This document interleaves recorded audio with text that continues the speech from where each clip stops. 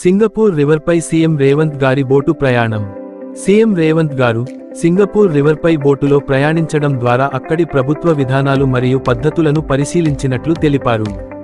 ఈ సందర్శనలో నదుల పునరుజ్జీవనం, నీటి నిర్వహణ, వారసత్వ భవనాల పునరుద్ధరణ, సంరక్షణ చర్యలు, ఐకానిక్ భవనాలు, కార్యాలయాల మరియు నివాసాల విధానాలను పరిశీలించినట్లు వెల్లడించారు. ఉత్తమ పద్ధతులను అవగాహన చేసుకుని హైదరాబాద్ను ప్రపంచ స్థాయి నగరంగా అభివృద్ధి చేయబడుతుందని ముఖ్యంగా ట్వీట్ చేశారు.